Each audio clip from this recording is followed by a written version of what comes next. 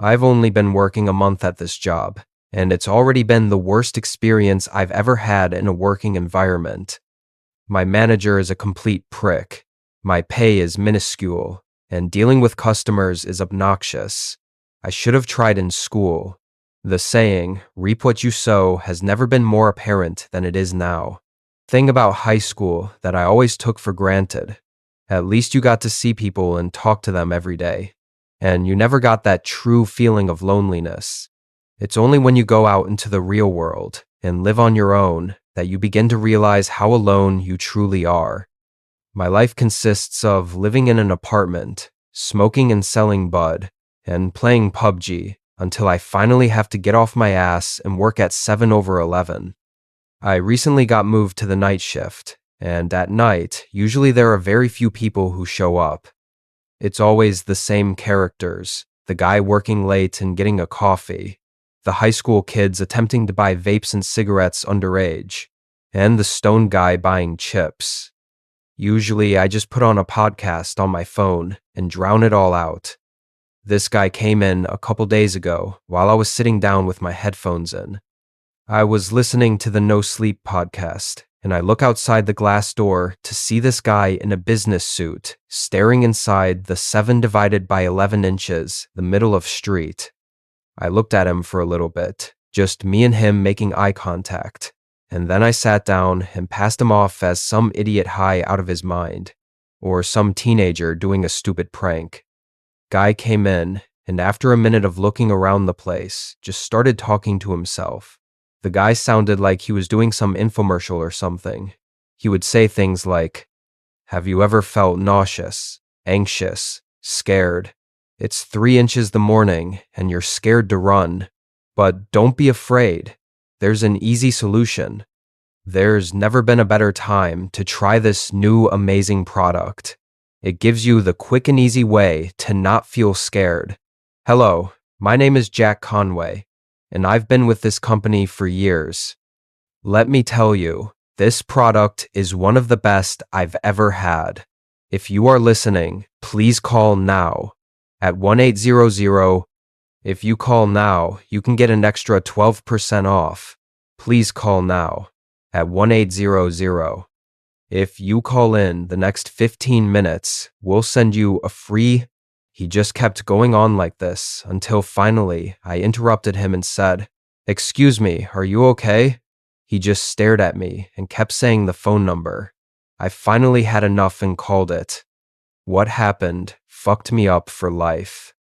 As soon as I called that number, I felt this rush of electricity enter my body and my entire reality shifted. I was no longer in whatever realm we call our world. Everything was hazy, black and white, and distorted. The man who was standing there had become a black figure and took my phone and ran out the door. I was still in the 7/11, and I could see a shining bright light.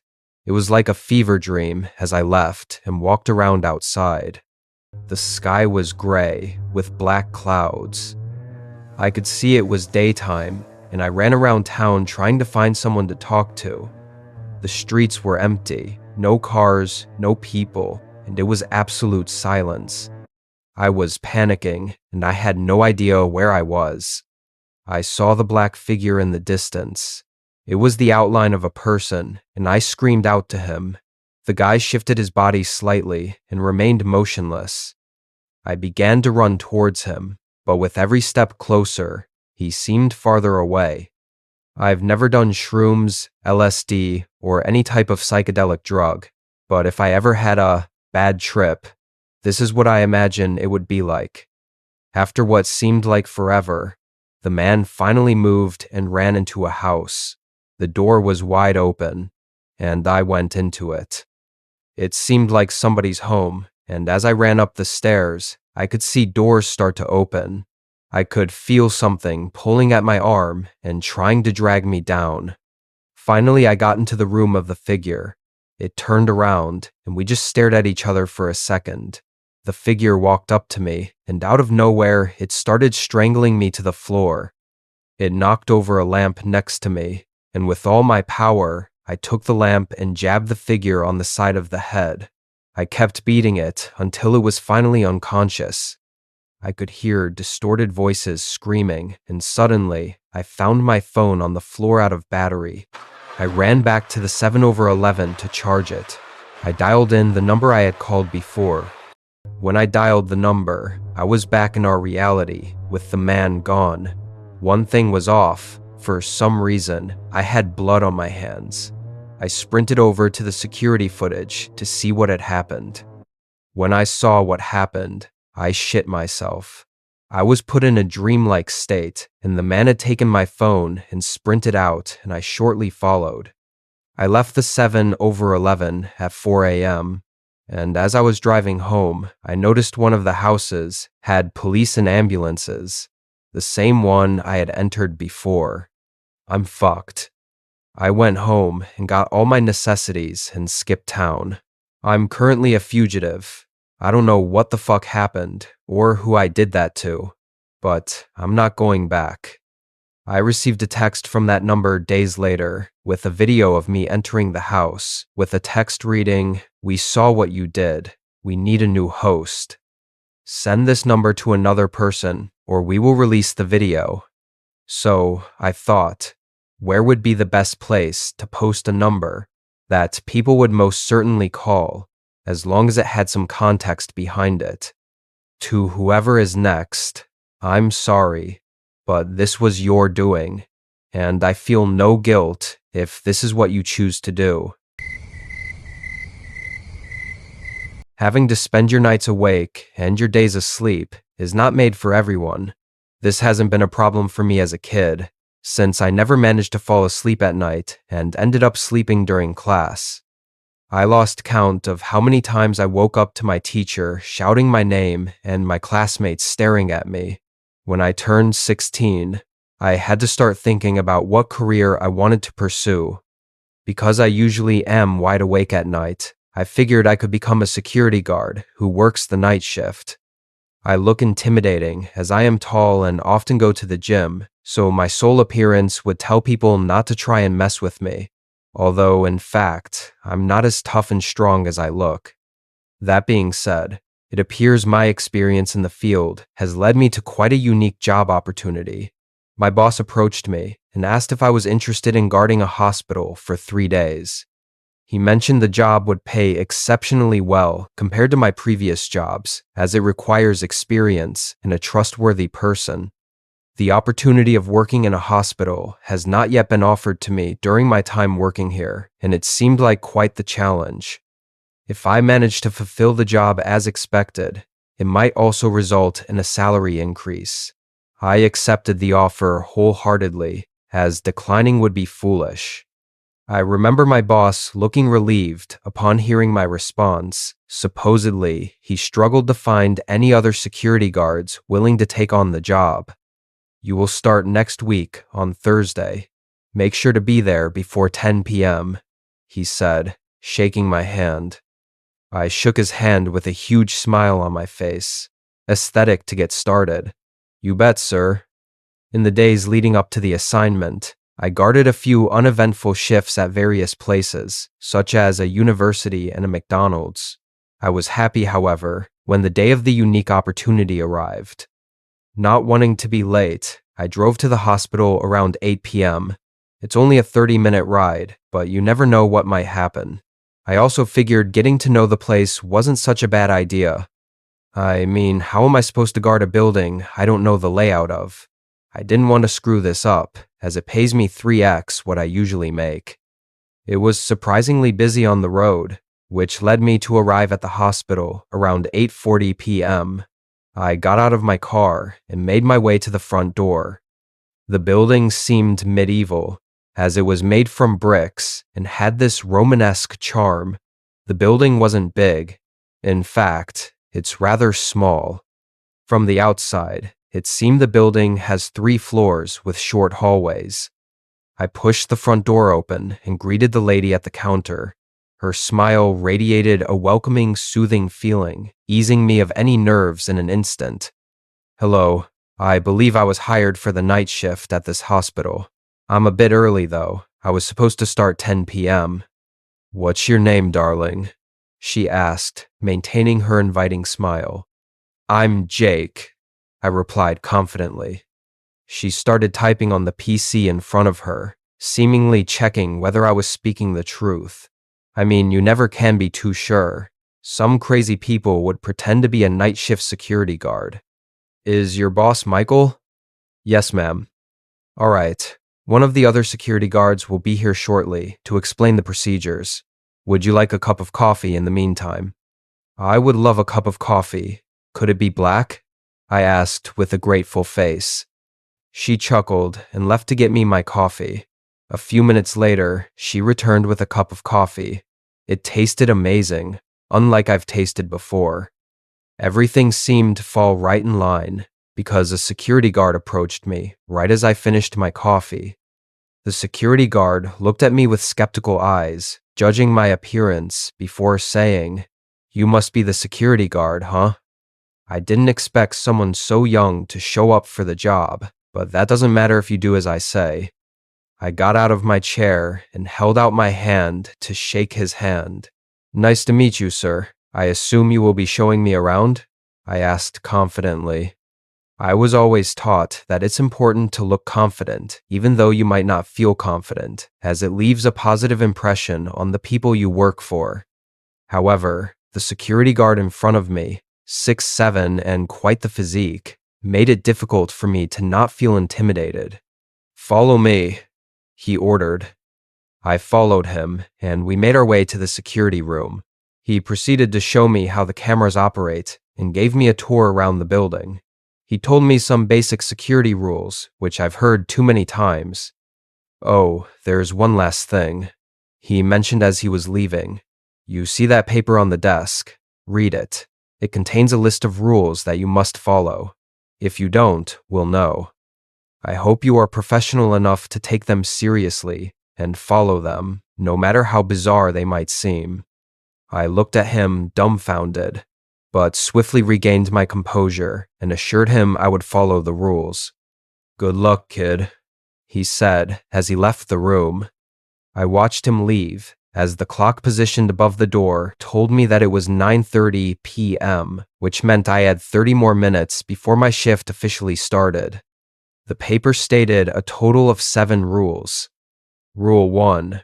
Your shift will begin at 10 p.m. Make sure that you are inside the security room by that time. From 10:15 p.m. until 11 p.m., you are required to patrol the building to ensure that no individuals are present. If you encounter anyone, kindly ask them to leave. Rule 2. Somewhere between 11 p.m. to 3 a.m., a young woman could appear, knocking on the front door, asking to see her husband. Ignore her completely and pretend she isn't there until she goes away. Rule 3. Ensure that the lights inside the intensive care unit remain on throughout your shift. If they happen to turn off, make your way over there and turn them back on. If you hear screaming while the lights are off, run towards the nearest bathroom and stay there until the screaming stops. Then proceed to turn the lights on. Rule 4. If there's a little girl with a teddy bear in the cafeteria, sit next to her and don't say a word. If she looks at you, walk back to the security room. If she speaks to you, talk back until she leaves. Rule 5. Around 1 a.m., go to the general ward and check on the patients. If one seems to be sitting on their bed, ask them if they're okay and do whatever they request. If they strike a conversation besides this, ignore it. Rule 6. If it starts raining, open the front door and let people in for shelter. Make sure everyone you let inside leave the building. If someone seems to be missing, you will see them on the security cameras. Do not look at them. Rule 7. If the security cameras were to turn off anytime throughout the night, hide and pray for your life. They won't find you. I put the paper back down on the desk and leaned back in the chair. I laughed at the sheer bizarreness of the situation. I must be getting pranked, I thought to myself, though deep down I did not believe it was a prank. This was in fact a hospital, and it seemed unlikely my boss would go to such lengths for a joke.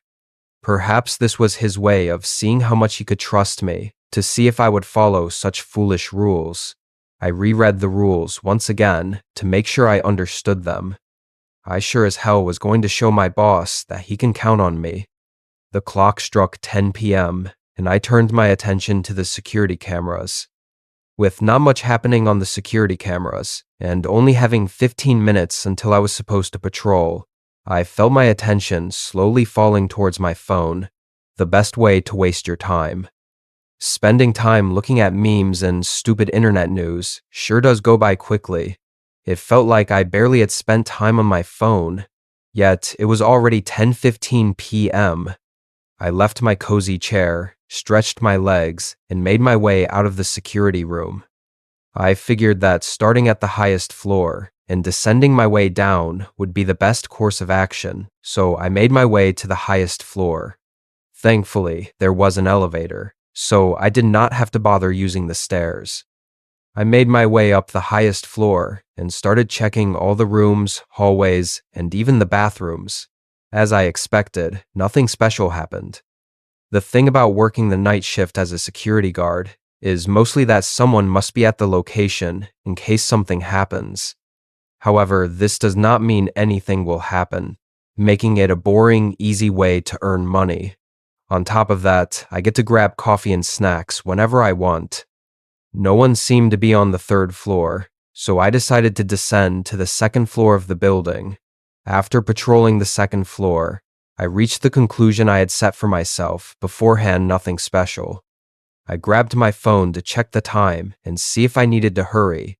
It was 10:32 p.m. when I finished the second floor, giving me enough time to explore the first floor. It did strike me as weird, however, that there was literally no one in the hospital. I expected a hospital to always have doctors and patients in the building, as that's the entire point of a hospital. However, every room I checked so far has been empty. If my boss was indeed trying to test me, he did not go all in on the preparations.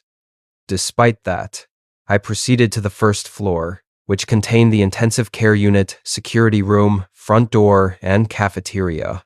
I planned to pass through the ICU and main hall area first, so I could finish off with the cafeteria and get myself a snack. As I made my way through the ICU, I was caught by surprise when I noticed an old man, around 70 years old, standing in one of the rooms. Wonderstruck for a bit, I recalled rule number 1. If you encounter anyone, kindly ask them to leave. Suddenly, everything fell into place. I realized that my boss had likely hired an actor and allowed him inside the building to test my adherence to the rules. With a sigh, I made my way toward the man.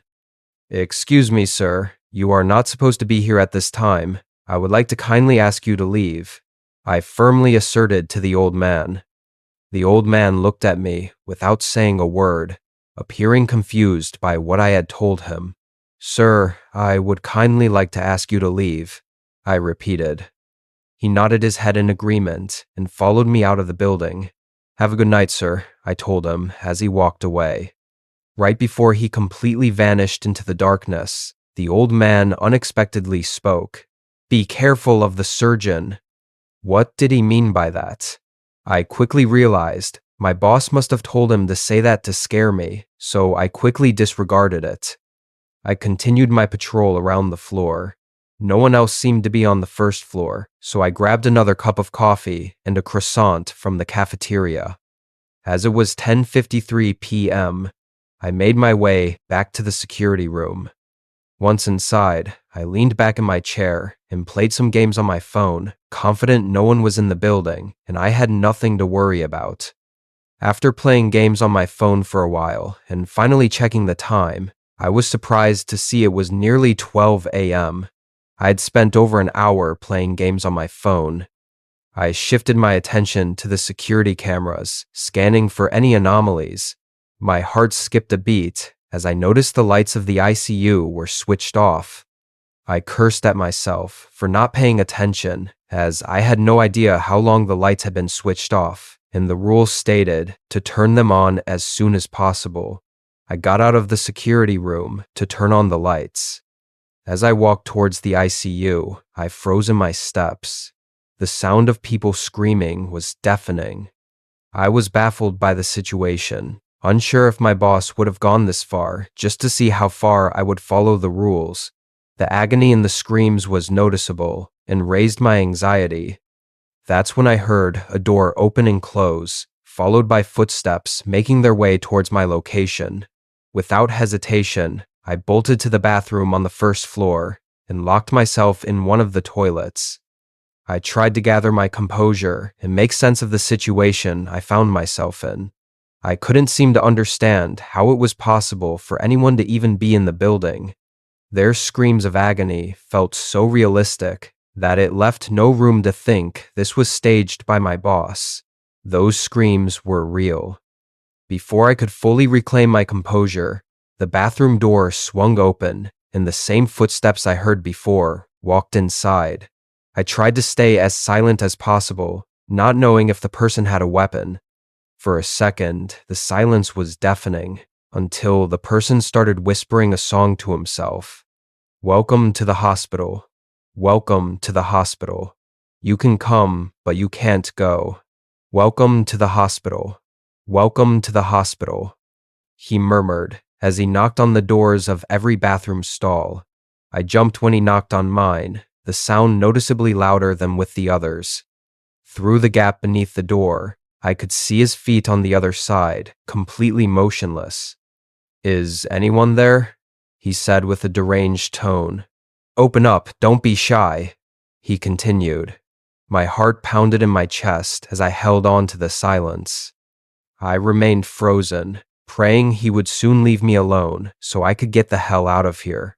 The man persisted, knocking on the door as attempt to gain any reaction out of me. "Come on, Jake, I need your help with something," he cried out desperately. I felt my blood turn cold at the sound of him mentioning my name, unsure as to how he could have known it. I stayed still and did not make a sound. After a couple of minutes, he gave up and walked out of the bathroom. Right before he left, one more sentence left his mouth. "See you soon, Jake." I did not leave the bathroom for another 10 minutes until the screaming had finally stopped.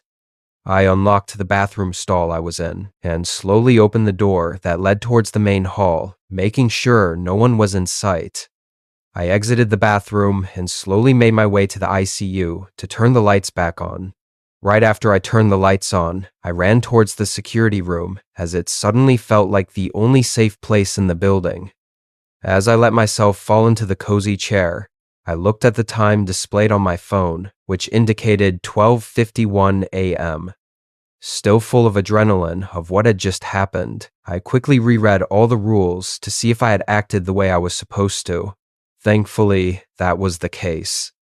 As I got to Rule 5, I was given a lovely reminder to check up on the patients around 1 a.m. and fulfill any wishes they had. Though I was not too sure if I was ready for another endeavor, I was more afraid of what might happen if I don't oblige to the rules. Despite, during my patrol, I did not see anyone in the patient rooms, so how could there be anyone? I made my way up the stairs, this time reluctant to use the elevator, feeling like it might stop working. Besides, it's only one floor, so I might as well use the stairs. As I stepped on the second floor, my heartbeat started increasing slightly, as I did not know to expect. As I made my way to the patients, I started to hear excessive coughing from one of the rooms. I decided to go past the rooms one by one to make sure I did not skip any of them. As I peered into the first room, hoping to see nothing except an empty room, I was disappointed. In the bed laid an old woman, apparently sleeping. She had 2 tubes inside her nostrils and a needle in her arm. This is when I realized I hate the sight of people in these conditions. In every room were patients who seemed either extremely sick or extremely wounded. Whilst making my way throughout the hallway, the coughing sound became louder as I slowly made my way towards the source. Of course, it was in the last room. In case it was that maniac in the bathroom from before, I'd have to run the farthest. All the other patients were sleeping. As I made my way to the last and final room, I took a deep breath before walking in. Despite my nervousness, I stepped into the doorway and looked at the man. The man was sitting on the bed, elbow in front of his mouth, and coughing like he had been the past few minutes. When he noticed me, he tried to speak. "Wa-ti-rar," he muttered, trying to stop his coughing. For a second, I was caught off guard. This guy seemed to be an actual patient. I even felt pity for him. I couldn't imagine what it'd be like for him. I quickly ran down to the cafeteria to grab a cup of water and bring it to him. As he saw me standing in the doorway, his hand signaled me to come closer and hand him the cup of water. I walked towards him and handed it to him. He drank it so fast, I figured he had beaten a world record. He collapsed on his bed and thankfully stopped coughing. "Thank you," he exclaimed. "No problem, man. You seemed like you needed it," I replied. After a minute of sitting in the silence with the man, I figured it was time for me to leave the room as I did what he asked. Besides, he didn't seem to be much of a chatter. He was just happy to have had his water. As I made my way to the door and wanted to grab the handle, he spoke. "Where are you going? Come sit with me, my friend." A chill went down my spine as I heard him speak. His entire tone changed from before, and he sounded serious. I slowly turned my head back to him, realizing I had no choice but to do what he asked. I sat down next to him on the bed. "What's up?" I tried to say confidently, but failing in doing so. "I'm not gonna hurt you, son. I appreciate you helping me. You see, the surgeon stuffed a can of cinnamon down my throat, which led me to be unable to breathe. I wanted to tell you to be careful, because he's still wandering the building." "He stuffed cinnamon down your throat?" I asked in disbelief. That's when I remembered what the old man from before had said. Be careful of the surgeon. "Yes, he did. I wanted to warn you. This seems to be your first time here. I figured you'd like to know there's a maniac inside the building. If you do what the rules say, kid, you'll be fine." I looked at him with fright. After taking a deep breath and standing up, I thanked him and made my way out the room. Thankfully, he did not ask me to come back. I made my way to the security room. My pace increased when I heard something falling on the third floor. In no multiverse would I have gone upstairs to check what was going on there. If I follow the rules, I'd be fine. I grabbed the door handle of the security room and closed it as soon as I was inside. A wave of relief crashed over me as I once again felt safe. When I looked at the clock above the door, it indicated the time was 1:53 a.m. I sat down in the chair and once again read the sheet of paper. Thankfully, there were no more rules stating me to go outside the security room. I prayed to God the rest of the night would be as boring as all my previous jobs had been. I felt relieved, knowing my shift ended at 6 a.m., which meant I only had 4 hours left to go. I could tell the events that occurred this eventful night had taken a toll on my energy, as I felt quite exhausted. Whilst staring at the security cameras, I felt my eyelids slowly closing and my mind drifting away. I fell asleep in the chair, completely forgetting about where I even was to begin with. I woke up around 2:45 a.m. and gave my body and mind some time to adjust to reality, as I had no clue where I was when I woke up. After a short while, I came back to my senses when I realized I was in the middle of a night shift. Awake, though still feeling the effects of waking up, I made my way to the cafeteria to grab myself a cup of coffee. I figured it'd help me stay awake for the rest of the night. I walked into the empty cafeteria and made my way to the coffee machine. I watched the coffee pour into my cup, entertained by the sight of it. As I turned around to go back to the security room, I jumped and spilled the coffee all over my suit. Although no one was in the cafeteria when I walked in, there now was a little girl sitting at one of the tables. Unsure of what the rules exactly said about this occurrence, I tried my best to remember the rules. My train of thought was interrupted Once I noticed the little girl had turned around and was now staring at me. She had a small white skirt and a pink t-shirt and blonde curly hair going just as far as her shoulders. In her hand, she held a teddy bear with buttons as eyes, except one of the eyes was hanging on by a thread. She looked at me without any expression on her face, making me feel uncomfortable and uncertain as to what I should do. All I could remember from the rules is that I had to sit next to her. Though I was reluctant and not entirely sure, I felt like it was the safest course of action. In the end, it was only a little girl. I sat next to her, her eyes intently staring at mine. She did not say a word for a long time, and I felt extremely uncomfortable, unsure of when I could leave. That is when she started giggling, covering her mouth with one hand, whilst still holding her teddy bear with the other. "You forgot the rules," she said in a frightening and teasing tone. I looked at her confused, thinking I had remembered them correctly. She could see the panicked look in my eyes, enjoying the sight of it. "Want to play hide and seek?" she excitedly asked. "I'll count to 60 and then we will look for you." I did not bother to ask who we was. She looked at me like a kid looks at candy in a candy store. I ran to the security room, leaving my coffee next to the little girl. As I ran away, I could hear her counting. 1, 2, 3. Forever with me you'll be. 4, 5, 6. In the darkness you'll cease to exist. I locked myself in the security room and quickly grabbed the rules as I reread Rule 4. If there's a little girl with a teddy bear in the cafeteria, sit next to her and don't say a word. If she looks at you, walk back to the security room. If she speaks to you, talk back until she leaves. My throat turned dry as I realized my mistake. As I realized I had broken one of the rules, I remembered her mentioning hide and seek. That's when suddenly all the security cameras turned off. Rule 7. If the security cameras were to turn off any time throughout the night, hide and pray for your life, they won't find you. I completely lost it, as I did not know what to expect, nor where to hide. All I knew is that the security room was too obvious for me to stay in, as there's no way I could escape from here. Overtaken by adrenaline, it felt like my body was moving on its own. I reached for the front door and frantically tried to open it. The door didn't budge, no matter how hard I kicked. 52, 53, 54, 55. Prepare to run for your life. The little girl sang from inside the cafeteria. Despite feeling mentally overwhelmed, making me feel dizzy and close to passing out, my body had gotten a mind of its own.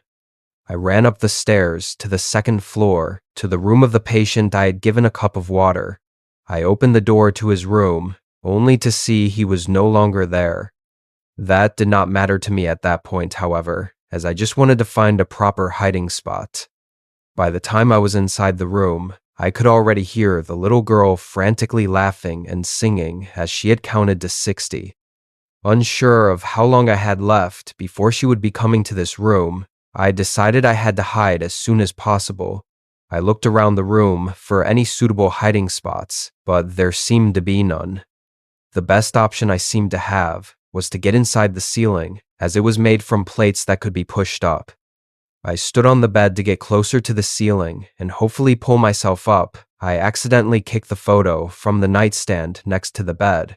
The sound of it hitting the ground echoed throughout the entire building. "I heard that!" she screamed as I heard her running towards my location. Completely freaked out and realizing I had to be quick, I jumped as high as I could and held on to the ceiling, pulling myself up as fast as I could. I could tell the ceiling wasn't made for any person being on top of it, as every little move I made caused the ceiling to cave. Once I made it up, above the ceiling, I blocked off the square hole and laid completely still, not wanting to make a sound or have the chance of the ceiling falling. I could hear the little girl enter the room excitedly, tiptoeing around. "I know you are in here. I heard you drop something." she said in a playful tone, enjoying every second of it. My heartbeat skyrocketed throughout the entirety of the situation, unsure whether she would find me or not. She poked into the ceiling with a broom, trying to figure out if I was there or not. Though I almost jumped once, I felt the vibrations of the broom touching the ceiling. I managed to lay still and not make a sound. "I guess you're not here then," she said disappointingly as she walked out of the room and continued to keep searching. I could feel the ceiling giving in to my weight, which meant I had to find a different hiding spot. After a couple of minutes, and making sure she was no longer nearby, I slowly descended back into the room, being as quiet as I could. I peered my head into the hallway to see if anyone was there, but no one was in sight.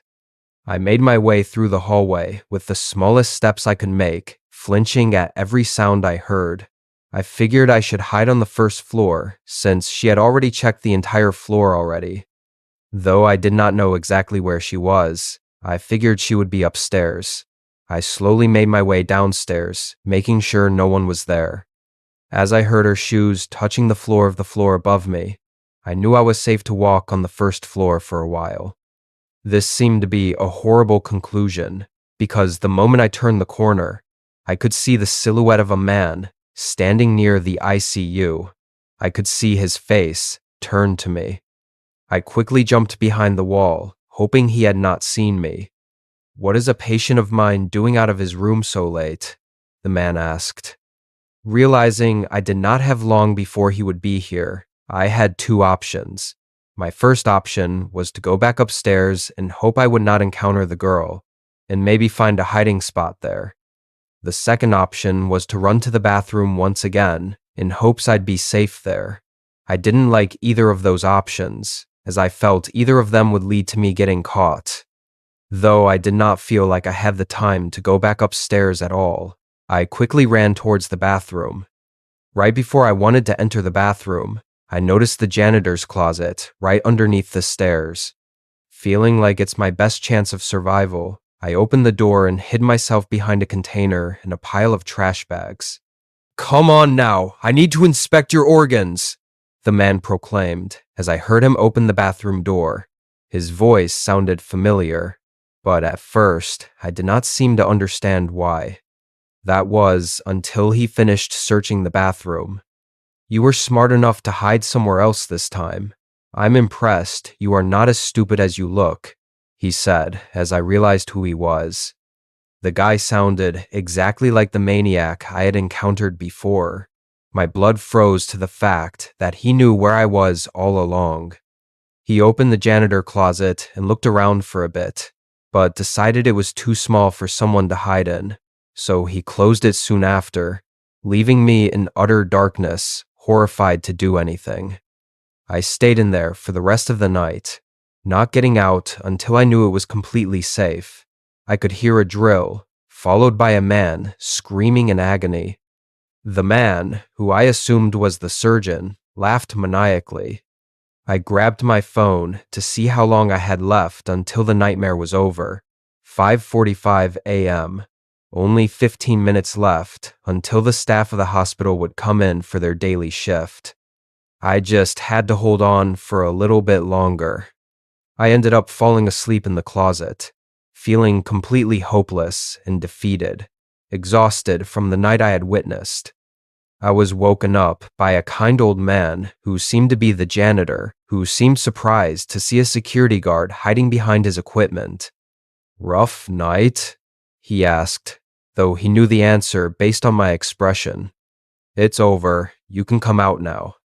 I got back on my feet and walked back into the hallway. The hospital looks completely different during the day than it does at night. Instead of being unsettling, it seemed like a nice place. I thanked the janitor for his kindness and got the hell out of that place. I drove home and collapsed on my bed. I still could not comprehend what I had witnessed. It all felt like a fever dream. I told my boss I was sick and did not bother to answer his phone calls. After a week, I returned to my regular, uneventful shifts. Though the boredom might be horrible, I do not mind it at all. In the end, Anything is better than having to spend the night in that hospital. Damn dirty apes, Ronnie cursed into the radio. What's going on out there? I asked, giving his quote a chuckle. I could hear the shrieking of the baboons in the background. The storm came down worse than the pretty weather girl said on the television earlier that night. In fact, it was the complete opposite. The wind gusts blew through the zoo, accompanied by torrents of cold, thick rain. She said it was supposed to become a drizzle in the next couple's hours, yet it was intensifying. They're really agitated tonight. I don't know what the fuck is wrong with them, Ronnie answered back. Must be the storm. It's probably going to get worse before it gets better. Animals have a sixth sense about them, you know? They know when the shit is about to hit the fan. I said back to him and lowered the radio volume. Oh, come on, you know that's some pseudo-science bullshit, Ronnie shouted, as I expected he would. It was easy getting under his skin when it came to stuff like that. He had no tolerance for bullshit, and that's part of the reason why we got along so well. We had plenty of time to get to know each other while working the day shift, and often walked around the zoo shooting the shit while telling the visitors not to feed the animals, and occasionally dealing with an obnoxious or drunken patron. Everything changed the day after the first incident at the zoo. Several animals were found eviscerated in their enclosures, and some were missing altogether. Security was ramped up in response, forcing us to man the night shift until the police could figure out what had happened. Neither of us minded being reassigned, since our pay was slightly increased and we wouldn't be dealing with the nasty heat in the daytime. Best of all, there weren't any visitors in the zoo. I'm kidding, buddy. Relax, I said, adding fuel to the fire. Fuck you, Al, Ronnie shouted and cut out. I walked underneath the awning, near a row of snack stands, staying out of the rain. I felt bad for Ronnie, since there was nothing on his side of the zoo besides restrooms that would offer shelter from the rain. Hey, Ron, why don't you hide out in the bathroom for a while until this shit blows over? Give 'em a good cleaning while you're at it, I suggested. Shut up, Ronnie replied in a whisper. Oh, come on, I'm just trying to help. I replied back, laughing that I'd gotten under his skin again. No, seriously, be quiet a sec, Ronnie commanded in a serious tone. In the time we'd worked together, I'd never heard Ronnie be serious about anything. I waited for what felt like hours for him to radio back. I was about to squeeze the call button when the crackle of radio static startled me. Get the fuck over here now, Ronnie shouted frantically. What is it? I answered back. Seriously, man, whatever you're doing, just drop it and get the fuck over here now. You gotta see this. Ronnie's voice wavered in the static of the radio. Though I was cold and soaked to the skin, I felt colder still when I heard him speak those last words. I'd never heard his voice waver like that. I'd never heard that undercurrent in it that couldn't be disguised. Fear. Be over there as soon as possible. Sit tight. The radio crackled, and I headed from the shelter of the snack stands back to the parked golf cart. The plastic roof of the vehicle did little to shelter the console from the pouring rain. Everything was soaked and dripping. I hopped in and turned the key, my hand shaking from the cold.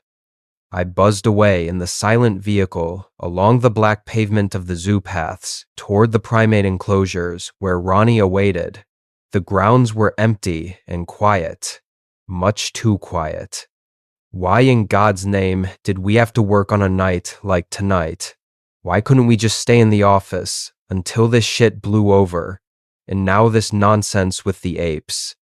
The thoughts buzzed in my head, and more I began to weigh how much I actually needed this job. When I arrived at the baboon enclosure, Ronnie stood by the edge of the cage, his plastic poncho flapping in the wind behind him like some kind of comic book superhero. I slammed the brakes hard and brought it to a dead stop behind him, but he didn't turn around. The shrieking of the primates was frenzied, high-pitched and perpetual, and set my teeth on edge. They couldn't have been too happy about being stuck out in this god-awful weather, but I got the feeling from what my partner had said it was something more than that. I hopped from the seat of the cart, and lightning flashed in the sky, followed by a boom of thunder, low, loud, and close. The baboons' shrieking intensified, and I felt like I was walking into that scene from 2001. I expected to see a giant black obelisk rising from the center of their cage. I came up beside my coworker. "Ronnie, what the hell's going on, man? What's got into them?" He still didn't turn his head. The pouring rain ran down his cheeks as he stared into the center of the cage. I followed his gaze and saw a swarm of the shrieking monkeys encircling something. They were feeding, tearing pieces of flesh and blood and ligament from an animal torso lying between them. Ronnie just kept staring his 1,000-yard stare. "It's human," he said slowly. "There's a human body in there." I felt ill as I glanced around the top of the enclosure. I figured that whoever's body was being torn asunder by a frenzied troop of baboons had gotten in from up there. There was an altogether too short railing at the top that opened up into the main level of the park. During the day, people could come and watch the baboons play from above instead of below. A few times in the past, there had been a few idiots who decided that they wanted to climb the railing to play with the baboons. There was only one time someone had successfully made it into the enclosure, but the guards were able to rescue them before the baboons got to them. This person hadn't been so lucky. "What the hell are we going to do?" Ronnie said blankly, staring at a rather large baboon leisurely chewing on a handful of flesh. I stood unblinking and uncertain of the best course of action. Obviously, we couldn't go in. Getting between a wild animal and its meal is inadvisable. And really, there was no point. The person in there was deader than disco. Risking our lives for a corpse wasn't a reasonable course of action, especially because we didn't get paid enough for that. "We better call the boss," I said, turning toward the exit of the exhibit. "I think we should just call the cops right away," Ronnie said to me as we made our way back to the small office where our phones were protected from the rain. The boss had told us clearly, after the first couple of incidences, that we should contact him first. He'd take care of it. Something about us not getting paid enough to deal with this shit. He was right. Reminding Ronnie of this, he didn't seem pleased. He started quietly grumbling under his breath, spitting the rainwater from his mouth with every movement of his lips. Grabbing my phone, I sifted through to find George. After several rings, his wife answered the phone. Her quiet hello sounded groggy from being awoken. "Hi, Mrs. S. Is George around? There's been another incident." My voice cracked. "It's pretty serious." She yawned. "Hi, Al. George said he was going into work tonight. Something about a problem with the security system. You haven't seen him?" Placing my hand over the receiver so she couldn't hear me, I spun around to Ronnie, who was looking a little pale. "You seen George tonight?" He simply shook his head. "We haven't. I'll keep an eye out." She yawned again. "All right, dear. You two be careful in that storm." The only option now was to notify the cops. I didn't like it, but damned if we were going to go searching for George in the storm. Ronnie seemed relieved, more color flooding to his face. "I'll call them," he said. "All right. I don't want to, but I'll head back to the enclosure to make sure everything is secure," I said as Ronnie started dialing. The office was close by, and I could still hear the monkeys shrieking. I made my way to the top of the enclosure to double-check the locks on the doors. Realizing they were secure, I sighed and put my weight on the rail, tilting my head to the left in an attempt to not look down. My focus fixated on one of the trees, and that's when I noticed the piece of clothing that had been left behind. A few years back, George had gone on a trip with his wife. He came back with a red cap, which seemed to be superglued to his head ever since. My stomach dropped, and I sprinted back to the office. Flinging open the door, I yelled out to Ronnie, I think it was George. Fuck Ron. His hat was in the enclosure. Ronnie froze, with his thumb hovering over the call button, staring into the space I occupied. He blinked. No fucking way. I sighed. Yeah, way. I can hardly believe it myself. No, I mean, no fucking way. George never went near those things. You know, those damn dirty apes? He hates them. His hat was hooked on one of the branches with smears of brown and deep red. Apart from that, there was no way to identify the mess of viscera lying in the bottom of the enclosure now. His hat was in there, Ron. He shook his head with a little too much conviction. That don't mean a thing. Could have fallen off. Then maybe the wind blew it in there. Ron hit call and put the phone to his ear. I slumped in the chair next to him, barely listening to his requests for police and an ambulance. I shut my eyes for just a minute when the sound of the rain became cracks against the window. Hailstones fell and littered the ground with pale icy beads. By the time Ron explained for the third time that we were on 5th and 8th, not 6th and 7th, the hailstones were as big as golf balls and slammed against the window, threatening to come straight through. The cries from the park changed from excited gibbering to panicked shrieks. The lemurs in the enclosure next to the office ran around, trying in vain to hide under the trees. Hailstones crashed down against the bars, exploding into fragments. Some got through the gaps and hit the ground inside, like grenades. The unlucky animals took direct hits, some reeling from broken ribs, some slumped to the ground with a bloody mess on their skull. The ones that found hiding places fought for the space, pushing smaller, weaker ones into the fray. Shit. Ron hung up. I could barely hear them on the line. The dispatcher didn't hear a word of what I said. This storm is seriously fucking with us. I think we're in here for the night, Ron. As the words came out of my mouth, there was a crash above us. It thudded heavily like it would break through the roof. The office shook with the impact. Then there was another one, and another afterward. Ron and I both jumped out of our seats and stared up at the ceiling, expecting it to come crashing down on us at any moment. Those pieces of hail must be the size of freaking basketballs to make that noise, I said to Ron as we both went to the office door and into the administrative area. As we approached the window for a look outside, there are several more crashes on the roof. Neither of us said a word at what we saw when we looked out the window. Dozens of animal corpses littered the pavement outside the office as far as we could see. We couldn't tell what any of them were.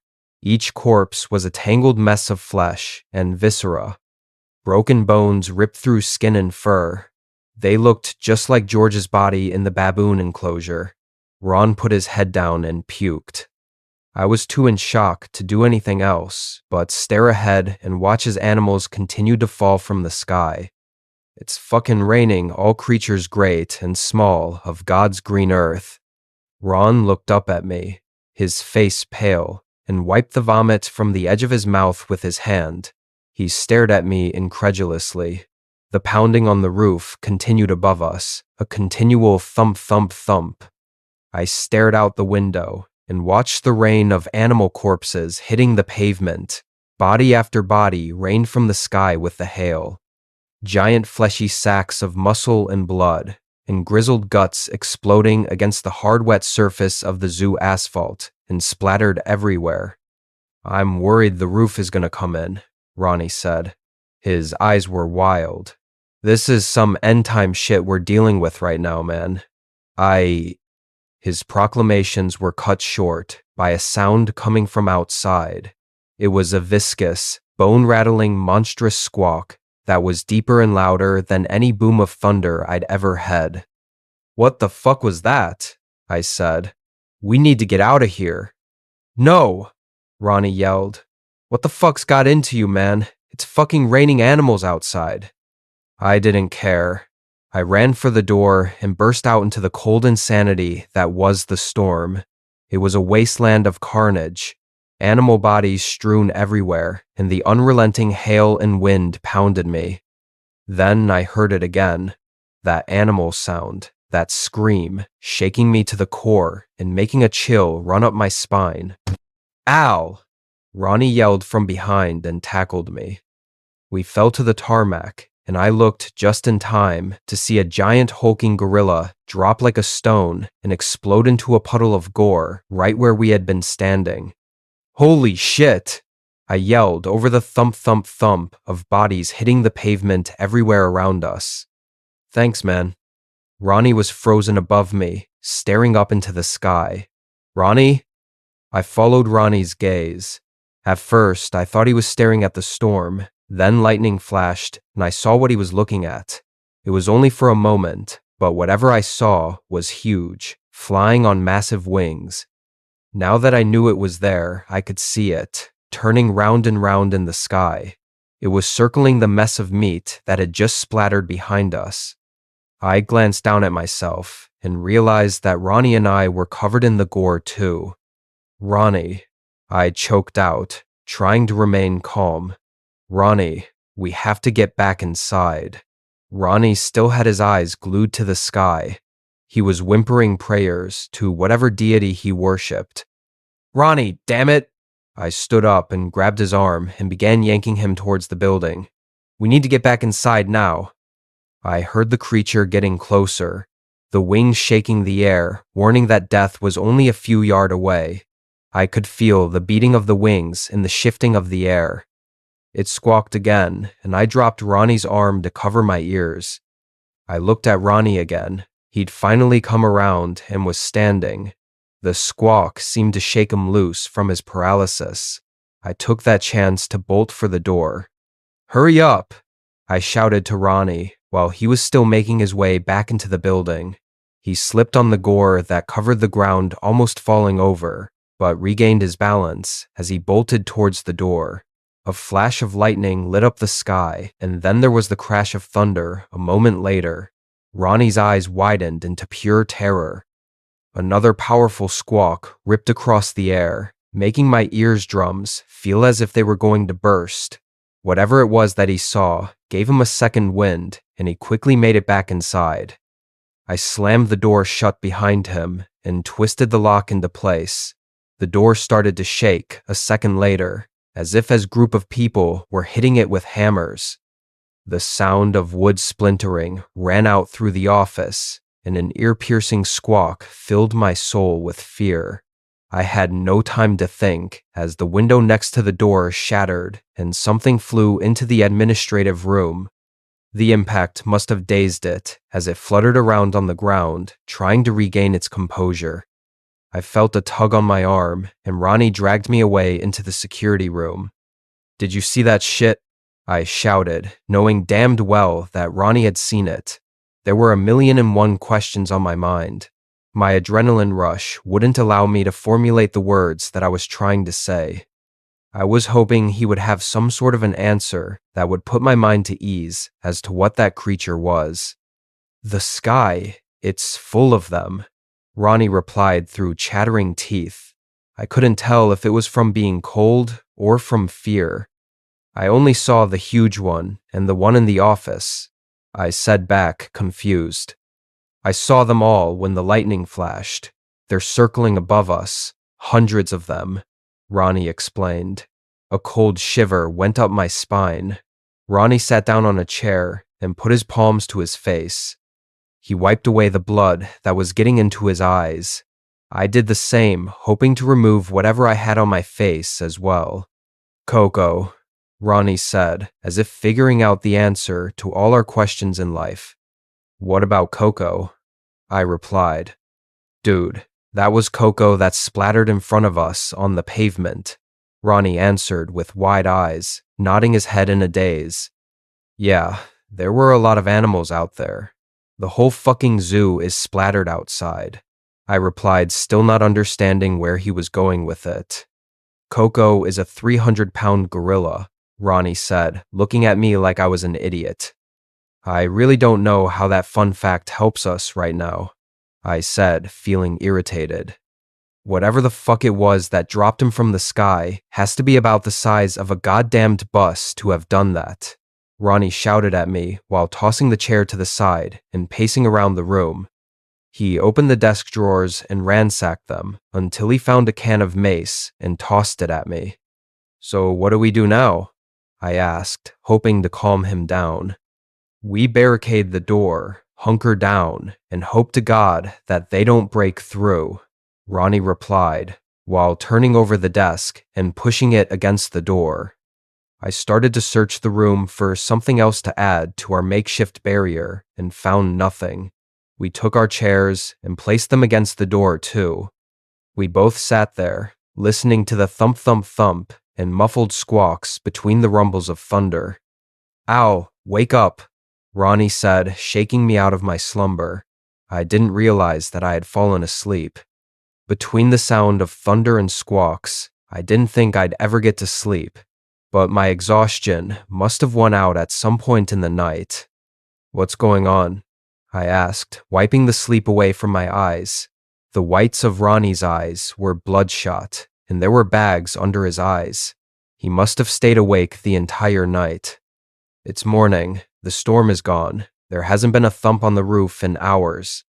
I think it's safe, but I don't want a chance going out there without backup," Ronnie explained, pointing at the mace on the floor next to me. We made our way out of the security office, remaining as quiet as we could. Ronnie led in front, holding an improvised spear made from a broom handle we'd found in the closet. I stayed behind him with the mace ready to spray anything that came at us. As soon as we stepped out of the office door, the smell of rotting meat punched us in the face like we owed it money. I tried to hold back from vomiting, but the smell was too wretched. I tossed up whatever I had in my stomach, and then we continued onward with our hands over our noses and made sure to breathe through our mouths. It didn't make it any better. As we exited the hallway and entered the administrative office, we were met with the sound of squawking birds. That almost sent me running back into the security office, but Ronnie held my arm and told me to listen. They were nothing like the squawking we heard the night before. We tiptoed to the shattered window, crunching over the broken glass, alerting the birds to our presence. A few turned their attention to us, then immediately went right back to enjoying their scavenged meal. They paid no mind to us as we took in the grisly view that the darkness of the night had hidden away from our eyes. Thousands of birds from miles around had smelled the stench of festering zoo animals and came to enjoy the buffet of leftovers the creatures from last night left behind. Entire carcasses were left behind that looked like they had been torn apart, but none of the meat was taken. Only the bones seemed to have been removed. Birds of all shapes, colors, and sizes pecked away with blood-smeared beaks at the carrion. Before leaving the safety of the office, we searched the skies for any sign of the creatures from last night. Aside from a few birds circling above, there was nothing threatening. We made our way out to the parking lot carefully to avoid slipping on the gore that coated the ground. Once I got my phone on a charger, I called for the police and told the dispatcher about what happened. I couldn't believe my ears when they told me that they would get to us in an hour or two. The storm had wrought havoc across the state, causing traffic accidents and bringing down power lines, making travel very difficult. All officers on duty were busy. Ronnie took the phone from me and tried to berate some sense into the dispatcher. But apparently, even if every animal on Earth was killed, the police would still be more worried about taking care of human life first. Looking back on it now, I can see their reasoning. But after spending the night in a security office, worrying about being lifted into the air and then dropped to my death by some monster, there was no reason left in the world. We waited an hour before an officer showed up at the zoo. As he stepped out his car, he placed his hand over his nose and coughed at the smell in the air. It was beginning to warm up, too. The smell would get worse as the day went on. The officer asked us what happened, and we had no choice but to tell him the truth. He didn't believe us until we offered him a tour of our newly renovated zoo. Once he finished puking, he called for backup. I imagine that the rest of the day must have been like that for everyone else that showed up at that horrific scene. It's been almost 12 years since the events of that horrible night. The zoo never reopened, and a month later, it was bulldozed, and the land was sold off to a company that built a warehouse there. Ronnie and I heard through the grapevine that the zookeepers and everyone else that worked there were told that it was closed because the owners had a change in morality about keeping animals caged up for human amusement. They were told that the animals were released into the wild or transferred to other zoos around the world. Any further inquiries led nowhere. The company offered very generous severance packages to the employees that lost their jobs. Ronnie and I were offered a substantial amount to compensate us for our troubles that night and to buy our silence. Non-disclosure agreements were a stipulation to getting our payouts and keeping them. Unfortunately, money talks, and it's very loud in the ears of a couple of guys that used to work security in a zoo. Plus, who was going to believe our story anyway? George's wife was the only loose end that the company had to contend with. She filed a missing persons report with the local police, and there was an investigation into his disappearance. The last anyone had seen of him was a security camera video showing him getting a drink at a convenience store and leaving the store never to be seen again. George never turned up. It pained me to have to keep my mouth shut about it, knowing that she was suffering the entire time. Luckily for her, it was discovered later on that George had a life insurance policy through the zoo in Missis. S got a pretty huge payout. She soon went silent on the matter as well. A few months after George disappeared, she moved out of town, never to be seen or heard from again. Just to be safe, I changed the names of the people involved and left out many of the specifics in case anyone from the company's legal department happens to stumble upon this. After more than a decade, I doubt anyone even bothers thinking about that zoo anymore, except for me. And I'd guess that Ronnie may think about it often as well. There are still scars from that night that will last me a lifetime. The sound of thunder sends a cold chill down my spine and sends me running for cover in a panic. I've imagined seeing the outline of the mammoth beast circling in the clouds, waiting for me to come outside so that it can fly me into the air and drop me. The deafening squawk is the only that I can hear as I plummet to earth. My bones snap on impact, and everything goes dark, but I'm not dead. The smell of rotting animals awakens me from death. I see the birds pecking away with bloody beaks at the remains of splattered animals. I can't breath. I can't think. Nothing feels right anymore. Once it passes, I'm fine again, and I can continue to live my life as I have all along, with only one lingering thought in the back of my head that continues to haunt me to this day. They're still out there. One day, those creatures will be hungry again, and the next time they'll be bigger and looking to eat animals more like Coco instead of baboons.